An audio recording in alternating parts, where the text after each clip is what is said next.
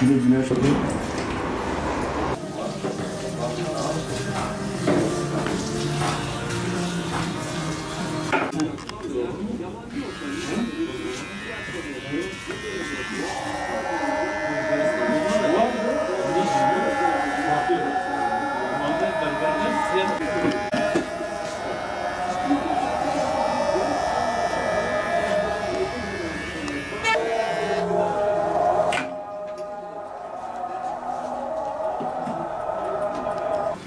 Şu anda 2 ay yani bir 45-50 gündür dükkan kapalıdır.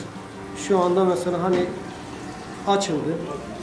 3 koltuk çalışıyoruz yani şu anda aradaki koltuğu iptal etmişiz. Arada içeride kimse kalmıyor. Tek kişi oluyor. Şu anda mesela hani çok güzel oldu yani. İnşallah da mesela hani daha güzel olur. Yani bayağı sıkıntı çektik. Ondan sonra mesela mesela nasıl söyleyeyim? Artık müşteriler de sıkılmaya başladı, berberler de sıkılmaya başladı. Bayağı mesela berberlerin kıymetini anlamaya çalıştılar, bilmeye çalıştılar. Yani gayet de mesela daha güzel oldu. İşte inşallah da böyle devam eder. İşte temizliğimize dikkat ediyoruz. İşte maskeli çalışıyoruz. İşte maskesiz kimse çalışmıyor. Eldiven ondan sonra yani bayağı güzel oluyor. Daha inşallah iyi olur.